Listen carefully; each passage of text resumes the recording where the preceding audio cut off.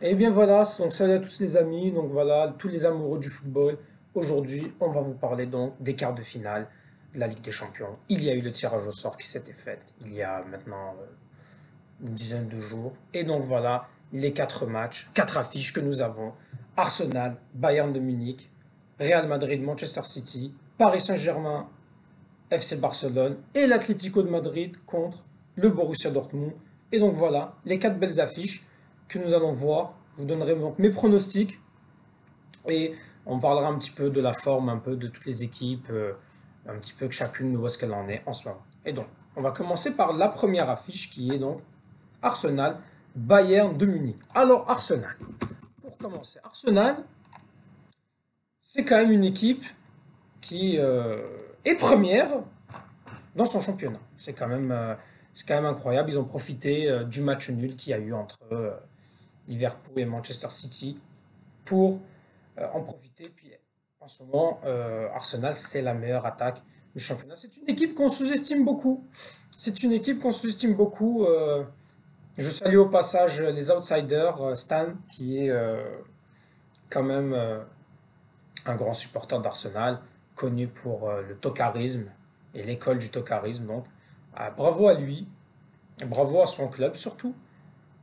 En ce moment, en championnat, c'est 20 victoires, 4 matchs nuls, 4 défaites.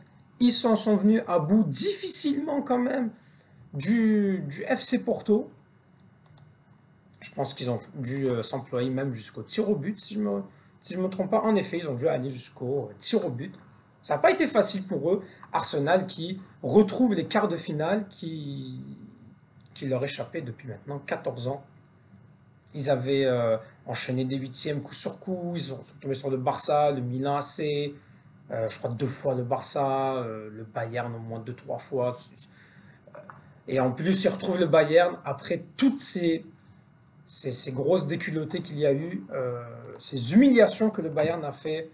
La dernière en date, c'était le 5-1 à l'aller, 5-1 au retour, donc 10-2 sur l'ensemble des deux matchs. C'est d'ailleurs la dernière campagne d'Arsenal en Ligue des Champions avant de faire cette longue traversée du désert sans retrouver la Ligue des Champions. Et donc voilà, Arsenal est quand même en très très grande forme. Et Arsenal quand même, il y a quand même des victoires qui sont notables. Ils ont eu la chance quand même. C'est vrai qu'en Ligue des Champions, ils ne sont pas tombés face à des grosses équipes. Ils sont dans le groupe de Lens. Ils ont quand même cette défaite à Lens. Donc à l'extérieur, ça reste un peu plus difficile pour eux. Ils ont cette défaite à Porto, cette défaite à Lens. Là, ils jouent chez eux. Puis clairement, si Arsenal veut passer, il va falloir que chez eux, eh ben, ils fassent le carton plein, qu'ils assurent dès le match aller. Parce que Arsenal à domicile, c'est intraitable. À l'extérieur, c'est un peu plus compliqué. C'est une équipe quand même qui, on pense toujours que voilà, ça reste le petit poussé, que l'année passée, on s'en rappelle, la fameuse théorie de l'éléphant qui va tomber de l'arbre. L'éléphant est tombé l'année passée, mais est-ce que l'éléphant va tomber cette année ou est-ce que l'éléphant va revenir avec des trophées autres que la FA Cup, que l'Arsenal souvent gagne la FA Cup pour se consoler, la Community Shield. Là, est-ce qu'ils vont aller pour retrouver un titre de Première Ligue qui leur échappe maintenant depuis 20 ans, depuis 2004, ou bien, euh, ou bien ils vont aller chercher cette Ligue des Champions qu'ils n'ont jamais gagnée. On s'en rappelle de cette finale face au Barça, ça se joue à pas grand-chose pour qu'ils la gagnent. C'est dans les dernières minutes que le Barça égalise et puis que le Barça gagne 2-1 après prolongation. Si je ne me trompe pas, vous me corrigerez si ce n'est pas le cas. Mais en tout cas, Arsenal, qui est pas un petit poussé, il fait partie pas des favoris non plus, c'est quand même une équipe, un bon outsider, pardon. D'autre côté, il y a le Bayern de Munich. Le Bayern de Munich qui cette saison n'est pas, c'est pas très très fort en ce moment. Ils ont quand même su se qualifier malgré une défaite face à la Lazio. 1-0, au retour ils avaient assuré. Le Bayern, c'est quand même difficile pour eux. J'avais vu le match, il y avait le match face à son concurrent direct, le Bayern Leverkusen, où là, c'était, ils n'avaient pas du tout existé. Mais depuis un certain temps et depuis qu'il y a eu quand même, depuis que Thomas Tuchel, voilà, s'est fait reprendre par sa direction, que je pense c'est même pas sûr qu'ils finissent la saison. Eh bien, le Bayern de Munich, ça allait mieux en Bundesliga. Donc, le 3-0 face à Lazio, mais ensuite 8-1 face au Mainz, 5-2 face à Darmstadt. Ça va un peu mieux. Est-ce que le Bayern va s'en sortir? Ils sont à 10 points quand même du Bayern Leverkusen. Peut-être que pour le Bayern, c'est se dire, eh ben,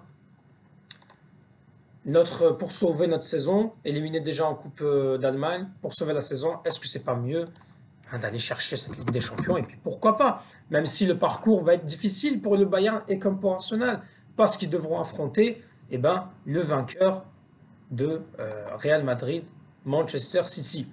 Avant de passer à Real Madrid-Manchester City, mon pronostic pour ce match-là, eh bien, je vois quand même, je vais quand même oser, je dirais 3-2 pour Arsenal. Je pense que Arsenal est en très grande forme. Le Bayern va mieux depuis les deux-trois derniers matchs, mais ce Bayern-là a quand même des défauts. La défense centrale, euh, malgré qu'ils sont Harry Kane qui est quand même actuellement sous les dors. La défense centrale, c'est difficile pour eux. Upamecano, c'est pas très rassurant. Mais bon, voilà. Real Madrid, Manchester City. Real Madrid, Manchester City, ça sera, euh, ça sera, je pense, le match que je vous débrieferai. Donc le match aller à Real Madrid-Man City, c'est le retour entre Guardiola et Carlo Ancelotti. Ça va être donc le troisième round. Après ce premier round, on s'en rappelle, avec la victoire 4-3 de Man City, le retour de manière incroyable en l'espace de même pas 5 minutes dans le bout du temps additionnel, le Real Madrid, alors qu'ils étaient menés 1-0 sur un but de Riyad Mahrez, le Real Madrid a su revenir à 2-1, puis un penalty en prolongation 3-1. Et là, après le second round, avec quand même ce match nul, un partout au match aller pour à Bernabeu, avec un but exceptionnel de Vinicius, une égalisation de Kevin De Bruyne. Au retour, il n'y avait qu'une seule équipe, c'est un 4-0 avec un excellent Bernardo Silva. Donc voilà, 4-0, 4-0 City. Là, c'est un partout entre les deux équipes. Quelle est l'équipe qui va donc s'en sortir et et qui va donc passer en demi-finale? Le Real Madrid, beaucoup de blessés, hein, on est d'accord, ils ont joué toute la saison sans Courtois, sans Militao, et malgré tout, ils sont bons, ils sont premiers de la Liga. Ils sont pas, c'est pas un jeu rocambolesque, c'est pas un jeu incroyable, mais ça gagne. Mais le Real Madrid, on les connaît, l'effet Ligue des Champions, ils sont là. Ils avaient gagné 1-0 à Leipzig à l'aller, 1-1 au retour. Il y a eu voilà, ces petites polémiques d'arbitrage avec peut-être un carton rouge pour Vinicius au retour. Il y a eu ce but qui aurait pu être accordé. Voilà, ça se joue sur des interprétations de l'arbitrage. Mais le Real Madrid est passé. Le Real Madrid, ça reste un grand d'Europe. Et puis Manchester City, qui est intraitable. Malgré que cette saison, c'est un peu plus compliqué en Première Ligue. Mais en Ligue des Champions, ils sont là. Ils ont le caractère. Il y a Erling Haaland. C'est une équipe de City qui va un peu mieux. Ça a été difficile pour eux, je me rappelle, face au match face à Liverpool. Mais City, ça reste une équipe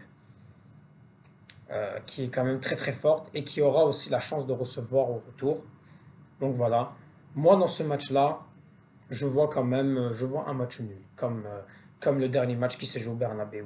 Un match nul, donc entre le Real Madrid et Manchester City. Je vais m'aller sur un partout.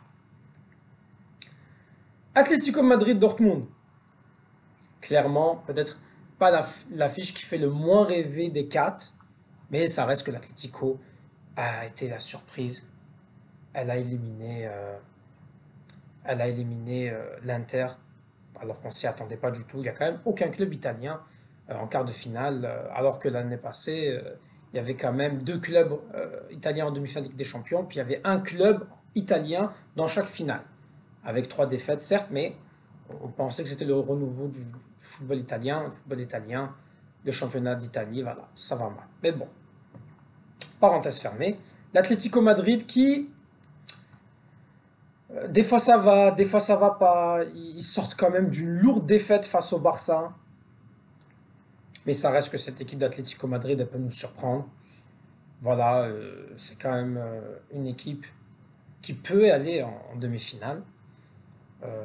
Ils reçoivent à l'aller, ils se déplacent donc au retour. Dortmund de l'autre côté, Dortmund qui a été solide.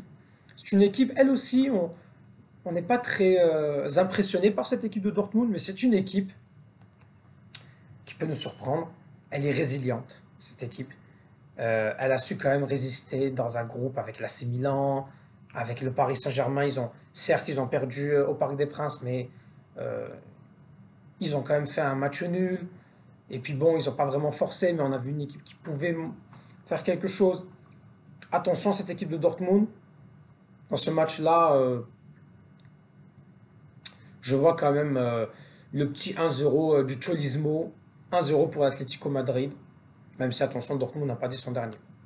Et enfin, pour terminer, le Qatar Saint-Germain, le Paris Saint-Germain contre le Barça. Encore une fois, les retours PSG-Barça, donc on connaît avec la remontada, le fameux 6-1, Luis Enrique qui retrouve son ancien club, euh, Mbappé qui probablement va rejoindre le Real Madrid et qui va donc, c'est peut-être son premier match avec le Barça. Il y avait déjà le premier match, donc le match Ter Stegen-Mbappé. Clairement, le Barça, ça va mieux. Le Barça, ça va mieux. Depuis que Xavi a dit qu'il n'allait pas rester jusqu'à la fin de la saison, le Barça, ça va beaucoup mieux. On l'a vu face à Naples. Ils ont un petit peu de problème au niveau d'efficacité, mais là, on dirait que ça va beaucoup mieux pour eux. 3-1 face à Naples, 3-0 face à l'Atlético Madrid. Ce Barça-là, clairement, euh, peut faire quelque chose avec sa jeunesse, les coups Barcy, Firmin Lopez. C'est dommage que Pedri peut-être qu'il va revenir, il a encore un certain De Jong, s'il revient, ça peut être une équipe incroyable. En tout cas, ce Barça-là peut faire quelque chose. Et puis il y a le Paris Saint-Germain qui malheureusement voilà, est en quart de finale. Mais c'est le PSG, ils ont des joueurs qu'il faut, ils ont Mbappé, ils ont Dembélé. Honnêtement, au milieu de terrain, le Barça est meilleur. En défense centrale, les deux équipes ont leurs défauts. Les deux équipes mentalement peuvent sombrer, que ce soit pour le Barça, pour le PSG. Euh, En attaque, le PSG est quand même meilleur, même si le Barça, c'est collectif. Et pour ce match-là, moi je vois un match nul. Je vois 2-2. Je vois des buts. Et le PSG qui est largement premier en championnat de France, qui n'a. Et pour Mbappé, c'est peut-être la dernière occasion de gagner cette Ligue des Champions pour le club, peut-être être une légende suprême du PSG pour le Barça, sachant que ça va être peut-être un peu difficile. Ils sont à 7-8 points du Real Madrid. Il y a peut-être une opportunité d'aller chercher cette Ligue des Champions, pourquoi pas. Ça faisait quand même 3 saisons qu'ils n'avaient pas atteint les quarts de finale. Ils avaient été éliminés en huitième de finale, on s'en rappelle, par le Paris Saint-Germain, ce fameux triplé d'Mbappé. Là, le Barça a une revanche à faire, tout comme le PSG a encore cette revanche de la remontada, même si la remontada restera à jamais la plus grosse contre-performance d'un club en Ligue des Champions, à jamais les premiers, les Parisiens, à avoir gagné 4-0 et de s'être fait éliminer. Hein, que vous le vouliez ou non, les Parigots, que vous le vouliez ou non, on va vous le rappeler. Mais bon, voilà. Pour la phase aller, voilà les pronostics que je donne. Et donc, pas encore, c'est peut-être encore trop tôt de dire qui va se qualifier. Peut-être après le match aller, je pourrais donner des pronostics. Donc je rappelle mes pronostics. 3-2 pour Arsenal, un partout entre Real Madrid et Manchester City, 1-0 pour Atlético Madrid et 2 partout entre le Paris Saint-Germain et le FC Barcelone.